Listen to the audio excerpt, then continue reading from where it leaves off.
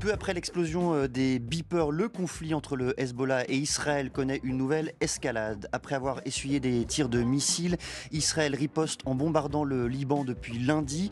Selon les Nations Unies, le bilan humain est de 558 morts pour cette seule journée de lundi et de plus de 90 000 déplacés. Aujourd'hui encore, selon l'État libanais, 51 morts et 220 blessés. Et il y a quelques heures, le chef de l'armée israélienne a dit à des soldats de se préparer, je cite, à une possible entrée au Liban. Alors jusqu'où peut aller cette escalade? Va-t-on vers une guerre totale au Proche-Orient? Pour en discuter, pour en débattre même, deux invités ce soir. Marwan Chahine, bonsoir. Bonsoir. Vous êtes journaliste franco-libanais, auteur de Beyrouth 13 avril 1975, Autopsie d'une étincelle, un ouvrage qui est apparu aux éditions Belfond. Et à vos côtés, Patricia Alémonière, bonsoir. Bonsoir. Vous êtes grand reporter spécialiste des questions internationales et vous êtes l'autrice de cet ouvrage intitulé Au cœur du chaos, un ouvrage qui est apparu aux éditions Artaud. Merci à tous les deux d'être ce soir dans Question du soir.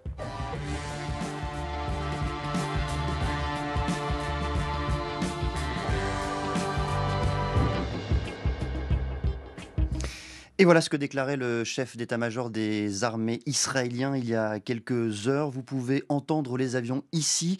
Nous attaquons toute la journée, à la fois pour préparer la zone à la possibilité de votre entrée, mais aussi pour continuer à frapper le Hezbollah. Il s'adressait à ses troupes, à une poignée de soldats israéliens. Marwan Chahine, est-ce que vous croyez, vous, que l'armée israélienne peut franchir dans quelques heures, dans quelques jours, même cette ligne bleue, la frontière qui sépare Israël du Liban ?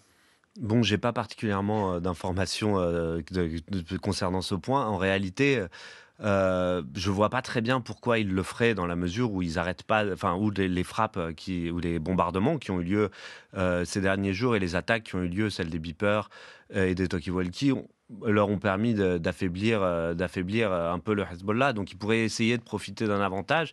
Mais est-ce que ce serait pas risqué? C'est assez difficile à dire. Pour l'instant, j'ai du mal à voir une attaque terrestre, d'autant qu'en 2006, la dernière attaque terrestre des Israéliens au Liban n'avait pas été militairement une grande réussite. Mais après, j'ai l'impression aussi que Netanyahou est un peu prêt à tout. C'est-à-dire que, non, mais vraiment, là, j'ai l'impression que tant qu'il n'est pas arrêté, il continue.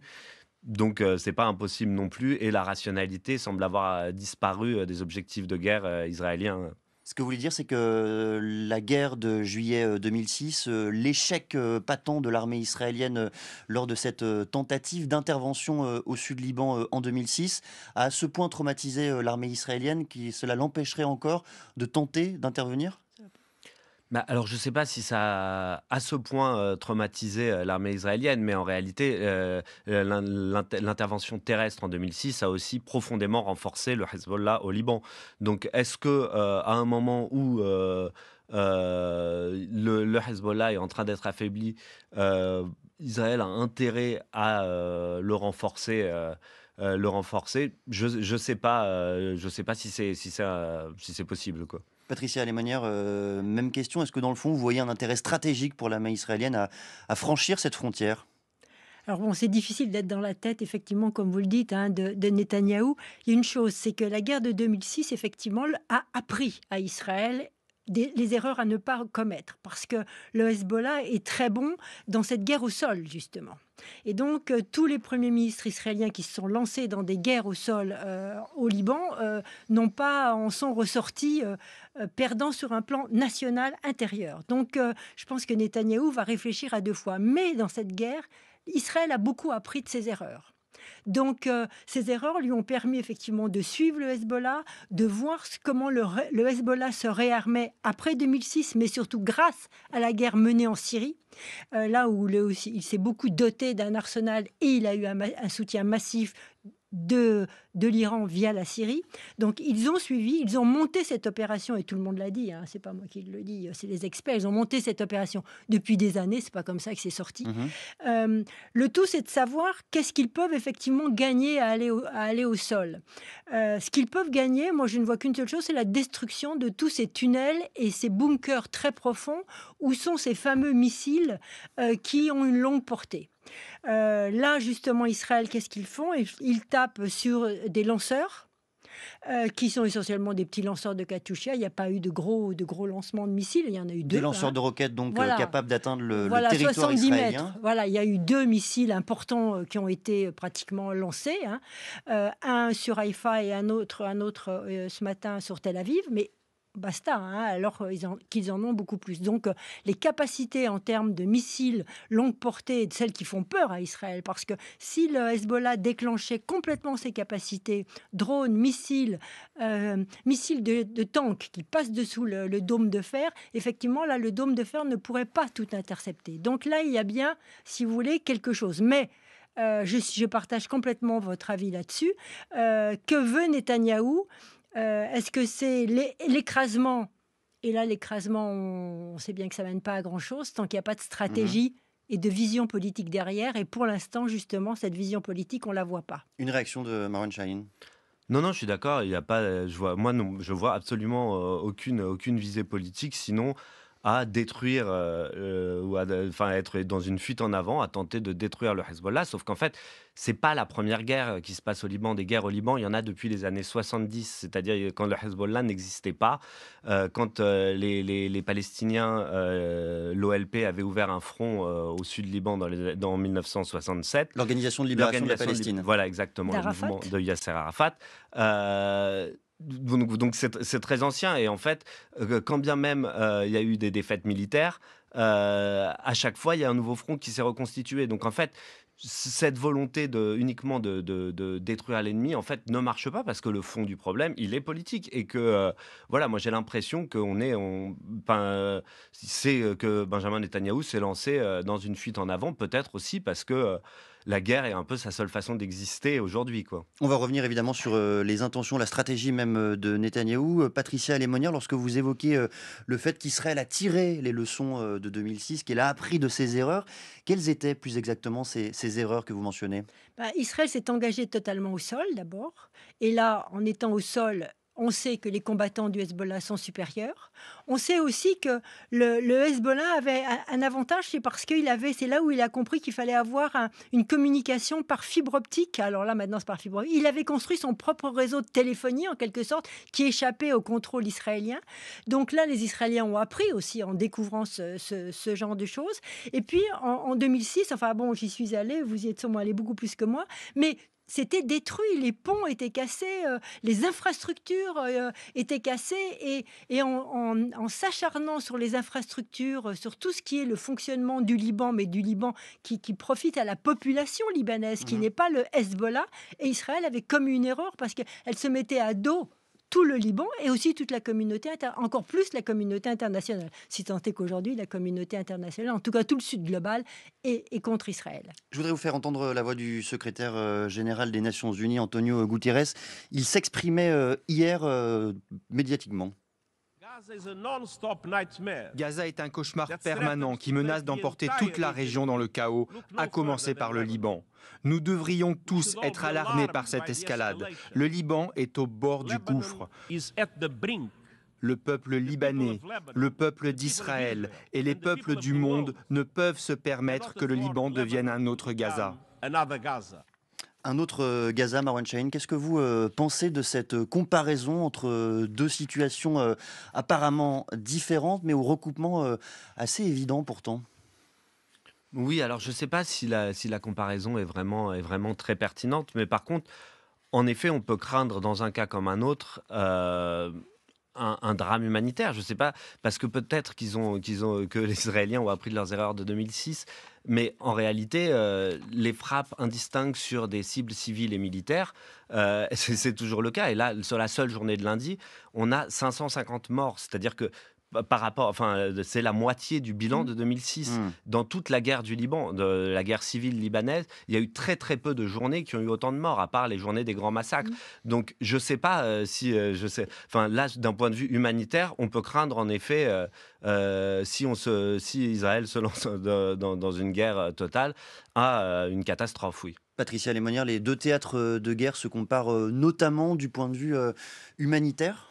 Alors non, Enfin, je dirais pas du tout. Pour l'instant, ce On qui n'est pas s'est du tout dans les mêmes proportions pas du pour tout dans la l'instant. même proportion. Enfin, ce qui se passe à Gaza dépasse l'entendement quand même, hein. On est dans la stratégie d'allier pratiquement, c'est-à-dire raser, c'est un herbicide en fait, Gaza, avec, des populations, qui, meurent sous les immeubles qui s'écroulent.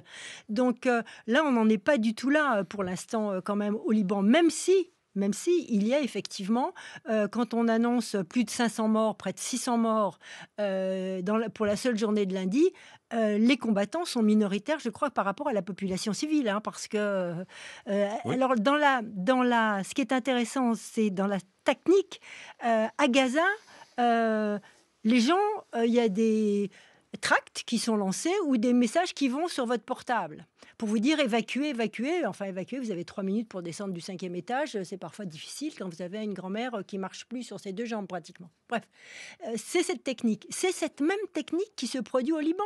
Il y a des gens qui ont reçu sur leur téléphone, pas portable, sur leur téléphone de ligne, un message en leur disant: «Bon, vous habitez pas loin de voilà et ça serait mieux si vous partiez». Et même, c'était des messages parfois plus généraux qui indiquaient: «Vous devez, Voilà, quitter, la quittez région votre ou le voilà. quartier si jamais vous habitez d'une maison, proche, du Oui, mais Hezbollah ou enfin, d'une comment maison proche». sait-on qu'on est proche du Avec cette Hezbollah? Exactement. impossibilité Voilà, justement de savoir, où se cachent, les armes du Hezbollah. ça c'est la peur. C'est si vous voulez, c'est le stress, c'est la peur qui est répandue et cette technique de répandre la peur et l'inquiétude au sein d'une population, c'est la même. Alors j'aimerais qu'on tente de comprendre ensemble, quelle pourrait être la stratégie aujourd'hui, du Premier ministre, israélien Benyamin Netanyahou. Il vient de déclarer, on l'apprend, par une dépêche, AFP, Oui. il continuerait d'utiliser, la force tant que le retour des habitants, du Nord ne serait pas, permis. Marwan Shaheen, vous, comment est-ce que vous comprenez, vous avez parlé un peu plus tôt dans notre discussion de fuite en avant de Netanyahou, c'est l'analyse que vous faites aujourd'hui pour, comprendre ce qui se passe? Oui, en partie. Enfin, j'y vois en effet un peu d'hubris, quoi. Mais aussi, Benjamin Netanyahou continue tant qu'on l'arrête pas. En fait, c'est ça qui est assez incroyable. On y reviendra sans doute quand on va parler de la communauté internationale. Mais c'est que personne, là, pour l'instant, personne n'intervient, personne ne met de pression.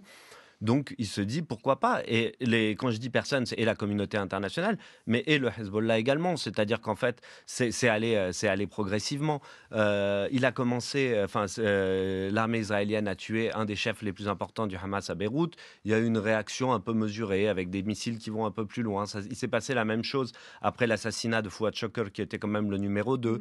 Là, ils ont mutilé et blessé un certain nombre de combattants, puis éliminé le commandement de la force Radwan. Donc, on se serait attendu à une réponse très violente, qui n'a pas eu lieu, parce qu'en fait, certes, le Hezbollah envoie des missiles, mais la plupart atterrissent quand même sur des zones qui sont soit des zones militaires, soit des zones un peu désertes. Donc, donc le fait qu'il n'y ait pas de réponse et que personne ne lui dise ça suffit, on ne peut pas faire la guerre comme ça, il va continuer. Et je pense que vraiment, là, j'ai l'impression que tant qu'il n'y aura pas quelqu'un pour dire stop, ça va continuer. Et c'est là tout le drame, à mon avis, de ce qui est en train de se jouer, quoi. Patricia Lémonière, il utilise, le Sud-Liban, ce Premier ministre israélien, Benyamin Netanyahou, pour, des enjeux, plus liés en réalité à des enjeux de politique interne? Je crois qu'il y a les 2.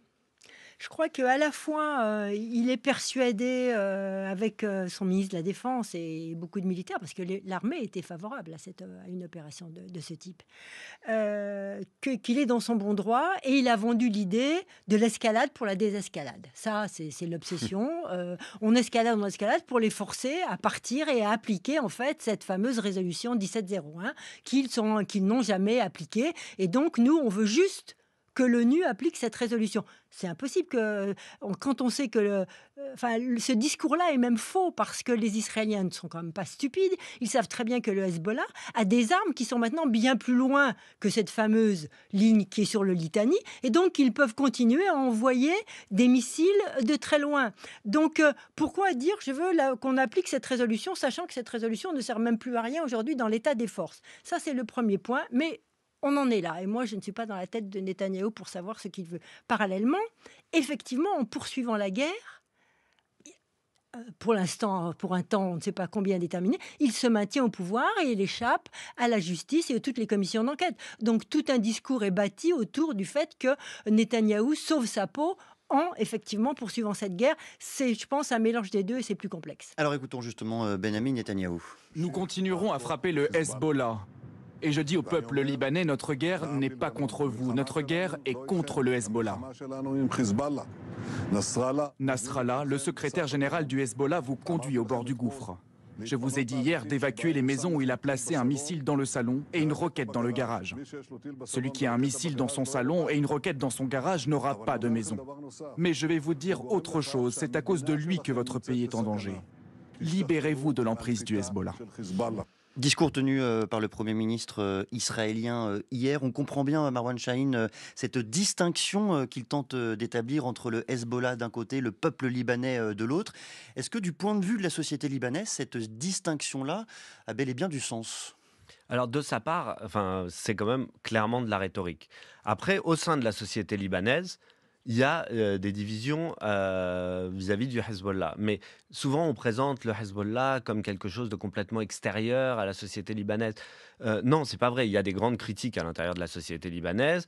L'Iran a évidemment une influence forte et plus que ça vis-à-vis du Hezbollah. Mais en fait, le Hezbollah est aussi soutenu par une grande partie de la population libanaise au sud, dans la Bekaa, une large partie de la communauté chiite au Liban. Et la Bekaa, c'est la partie est du pays. Voilà.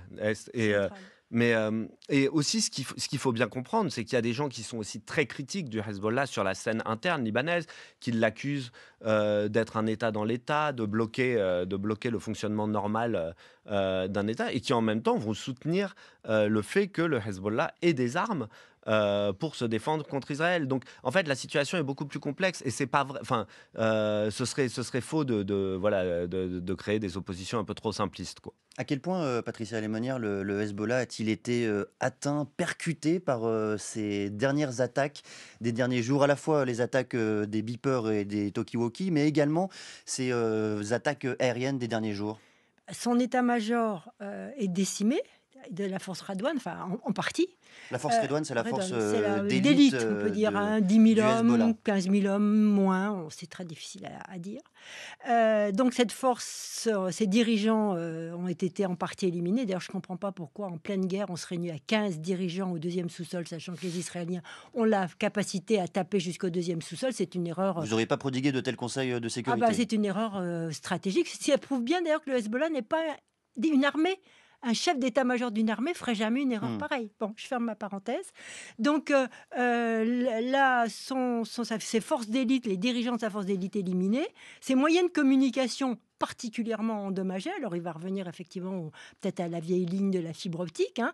Les Israéliens vont vite, à mon avis, s'en emparer.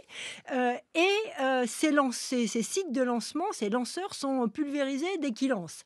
Donc, effectivement, il est en difficulté sur le plan militaire. Mais vous savez, on peut faire le gros dos et puis repenser. On peut faire le gros dos et s'adapter. Et je pense que le Hezbollah a une capacité d'encaisser qu'on ne mesure pas, donc à mon avis il est loin d'être fini, capacité d'encaisser,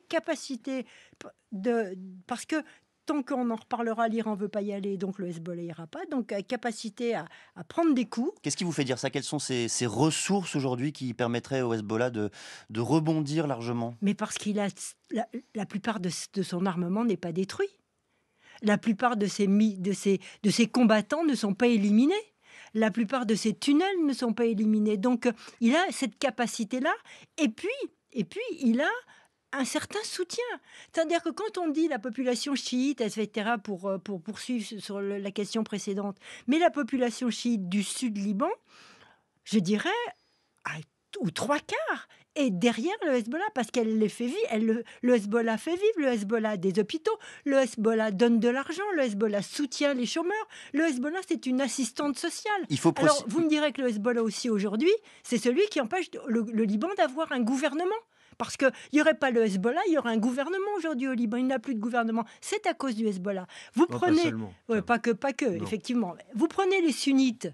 Vous prenez les sunnites. Ils ont pris des tas de coups avec le Hezbollah parce qu'ils soutenaient la révolution populaire en Syrie. Certains ne peuvent pas voir le Hezbollah. Vous prenez des chrétiens, ils se souviennent, ils ne peuvent pas... C'est vrai, c'est très compliqué. Mais aujourd'hui, avec cette attaque, je pense qu'il y a Vous savez, quand un pays est attaqué, même s'il est très éclaté, de seul coup, il se regroupe.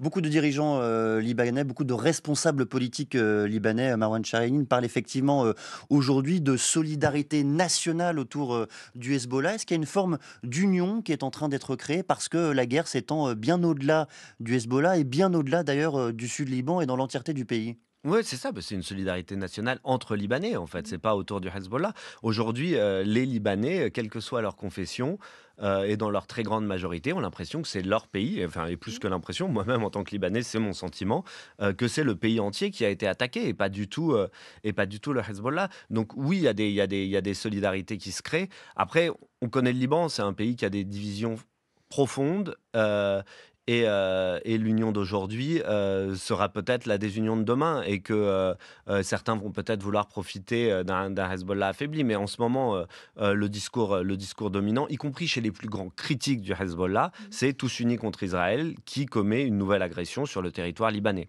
À quel point le contexte social, économique absolument délétère aujourd'hui au Liban. On connaît la situation économique, je le disais, on connaît la situation également du système de santé qui pourrit presque de l'intérieur au Liban. Joue-t-elle en faveur de cette union, au-delà d'ailleurs et par-delà le contexte de guerre?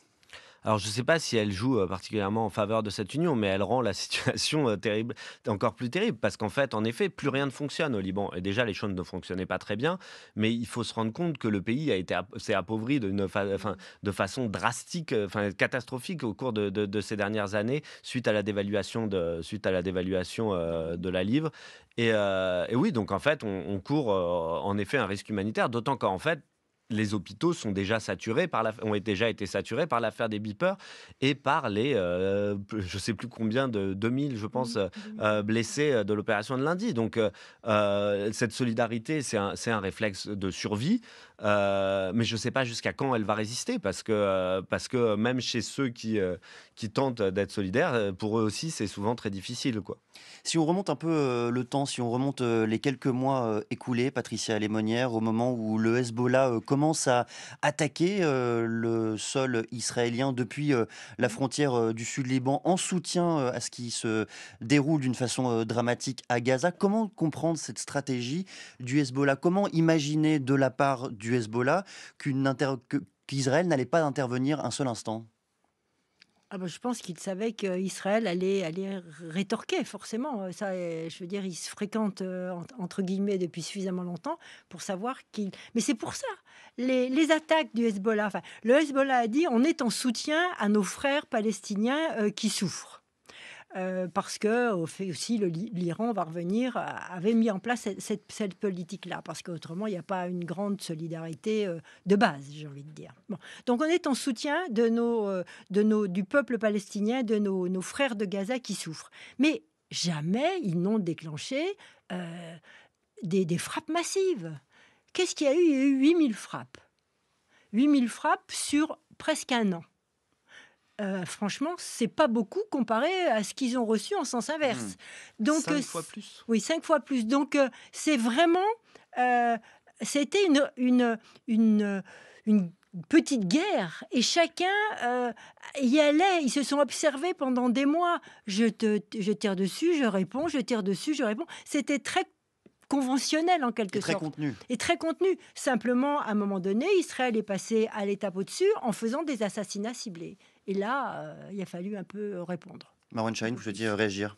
Oui, non, non, mais c'est exact, sauf que même encore aujourd'hui, les missiles vont un peu plus loin, c'est des oui, c'est missiles un toujours peu plus contenu. importants, mais ça reste très contenu de la part du Hezbollah. Je crois que, pour revenir à ce qu'était la stratégie, je crois qu'elle était double, c'est-à-dire c'était maintenir un peu la pression à la frontière du sud Liban et donc dans le nord d'Israël pour limiter potentiellement le massacre à Gaza, mais en même temps avoir un effet dissuasif sur le Liban. Le fait est que dans un cas comme dans l'autre, on ne peut pas dire que ça a été une grande réussite, mais oui, je ne crois pas qu'il y avait du tout de la part du Hezbollah le désir de déclencher une guerre. Et même encore aujourd'hui, son attitude indique tout le contraire. Je voudrais qu'on replace ce conflit dans un contexte plus régional et comprendre notamment la position iranienne aujourd'hui, hein. Le guide suprême iranien a affirmé il y a quelques jours que les raids israéliens au Liban ne mettront pas le Hezbollah à genoux. Elle est compliquée à comprendre aujourd'hui, cette position iranienne. Comment est-ce que vous l'analysez? Pourquoi l'Iran ne franchit pas un cap supplémentaire justement dans la réaction ou même dans le soutien au Hezbollah, Patricia Lémonière? Alors, moi, je dirais que pour l'instant, ça peut changer, hein, mais pour l'instant, l'Iran ne soutient pas le Hezbollah. Le Hezbollah se retrouve seul, à mon avis, actuellement, face à Israël. Pourquoi je dis, tout peut changer, hein, mais pourquoi cette solitude du jour?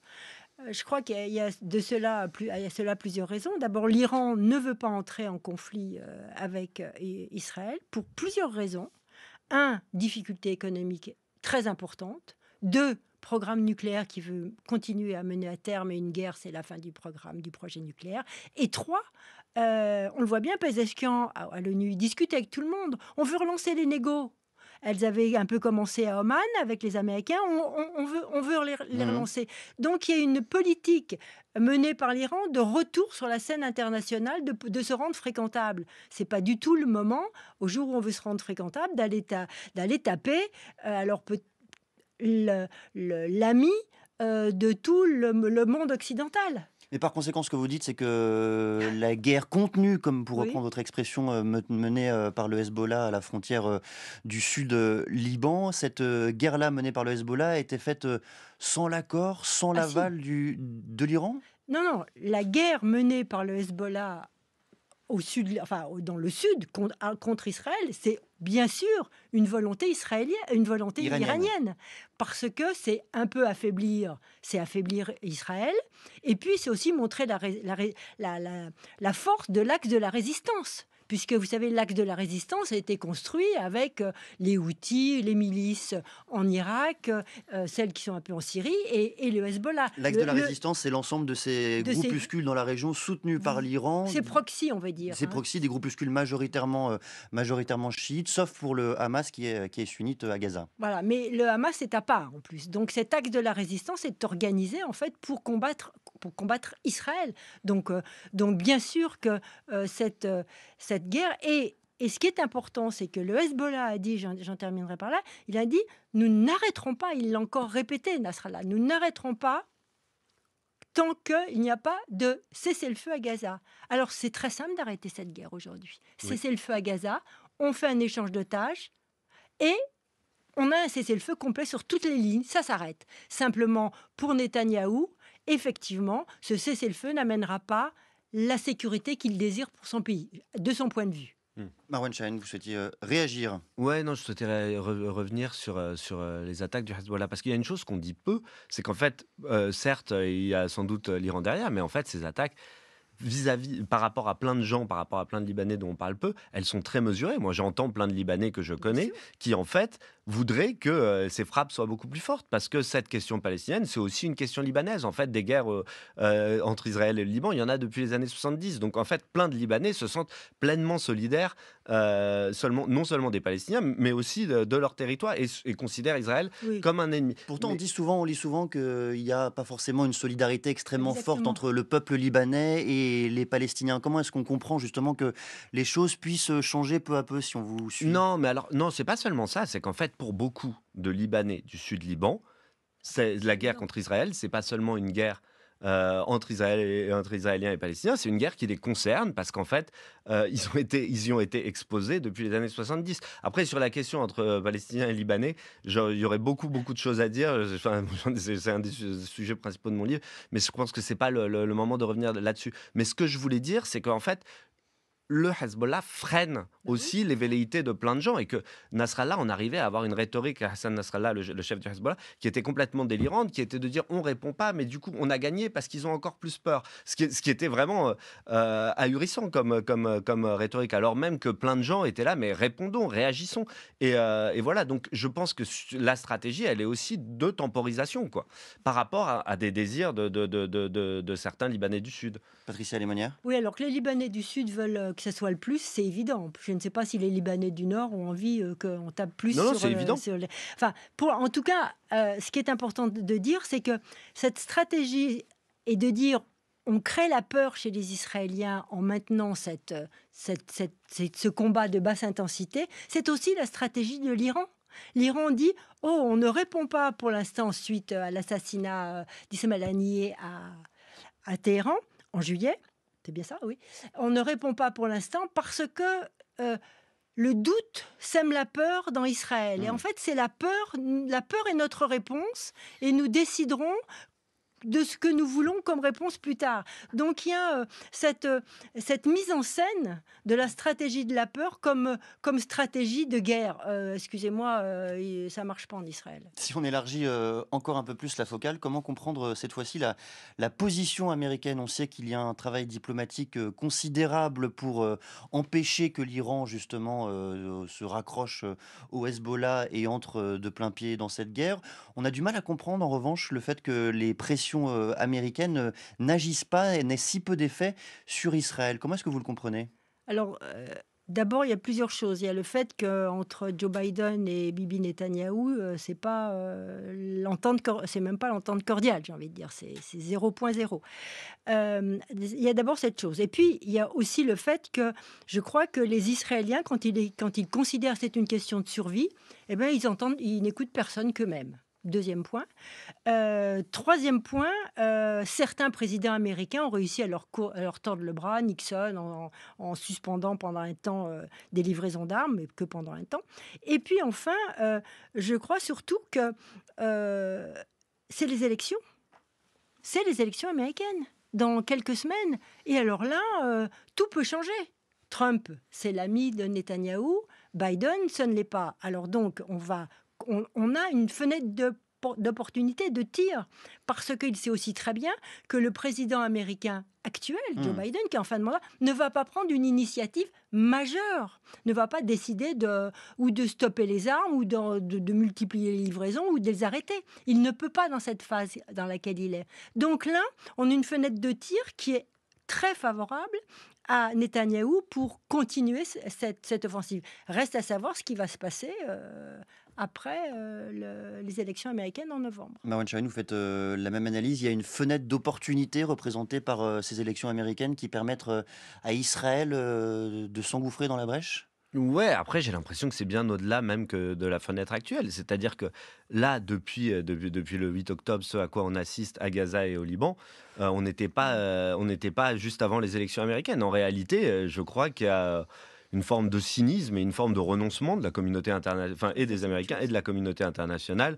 Et c'est dramatique parce qu'en fait, au fond, moi, les Libanais avec qui j'ai pu échanger récemment ou des amis palestiniens, plus personne ne croit dans le droit international. Et qu'est-ce que ça fait quand des générations et des générations ne croient plus en le droit international? Ça fait certains vont faire le choix du terrorisme. C'est une évidence. On le sait aujourd'hui. Et c'est ce qui s'est déjà passé par le passé. Et ça se repassera par le futur. Mais c'est vraiment dramatique ce qui est en train de se passer. Patricia Lémonière, on parle énormément du Hezbollah et c'est normal parce qu'ils sont en première ligne. On parle très très rarement de l'armée nationale, de l'armée libanaise. Quel est son état aujourd'hui? À quoi sert-elle même? On a presque envie de demander. Alors, juste avant de répondre à votre question, je vais rebondir sur ce que vient d'être dit, parce que le roi Abdallah de Jordanie, qui est quand même pas on va dire, le plus grand défenseur des Palestiniens au monde, même si la majorité de sa population l'est, a hier, dans son discours à l'ONU, eu une prestation très violente vis-à-vis des Occidentaux.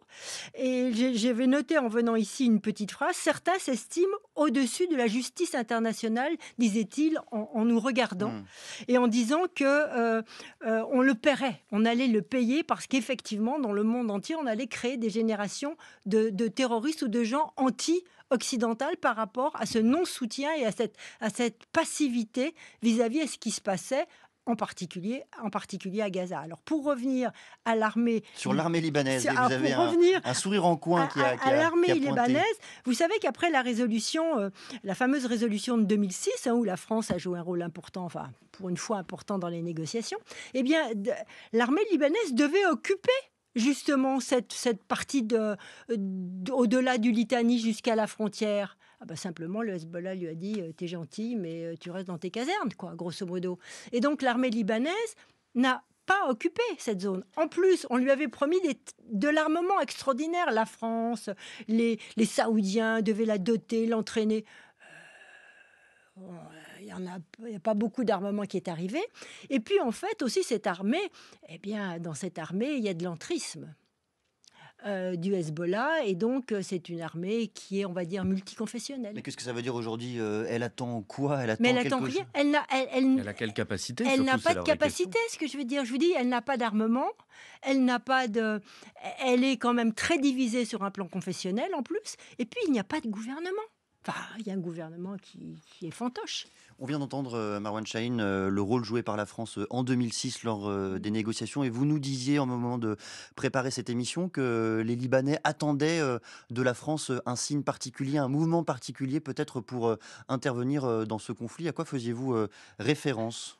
Non, au contraire, en fait, je disais ça, je disais que traditionnellement, la France est passée pour un pays ami du Liban, mais qu'en fait, depuis quelques années, il y a vraiment le sentiment que la France a laissé tomber les Libanais. En réalité, quand, après l'explosion du port, Emmanuel Macron a eu ces mots très forts, il avait suscité un élan d'espoir, mais aujourd'hui, ça a complètement disparu. Et vraiment, là, beaucoup de Libanais se sentent trahis par la France, oui. Vous faites référence à l'explosion du port en août 2021. Qu'est-ce que Exactement. la France pourrait faire aujourd'hui? Alors, qu'est-ce que, j'allais dire, les Libanais peuvent espérer de ce pays ami, comme vous le dites?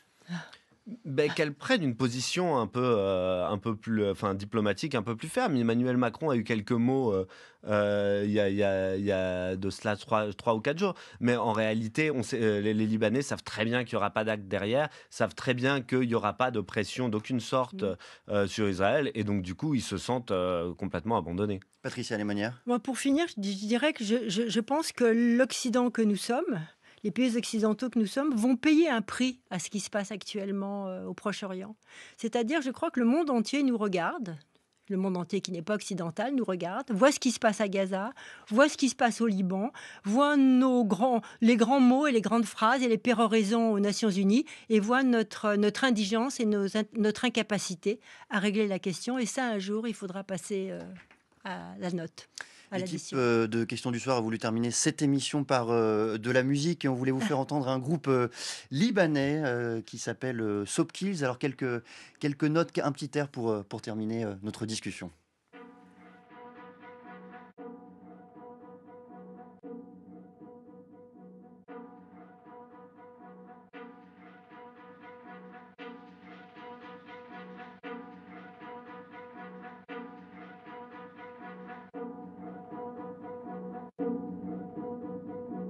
تعال نجد المنى والغرام كفانا البعد أيام تعال قبل انقضاء الشباب وموت الحب وانقطاع الرذاب أنت الهوى أنت ملء الأماني حياتي أنت فداك أنت دنيا الغدا الأحلام الغدا والقبل وكل الأمل. Et merci à tous les deux encore une fois d'être venus nous éclairer sur cette situation au sud Liban. Marwan Chahine, vous êtes journaliste franco-libanais, auteur de cet ouvrage intitulé Beyrouth 13 avril 1975, autopsie d'une étincelle, qui a paru chez Belfond. Patricia Lemonnière, vous êtes grand reporter, spécialiste des questions internationales et vous êtes l'autrice de cet ouvrage, lui intitulé Au cœur du chaos, paru aux éditions Artaud. Merci à tous les deux.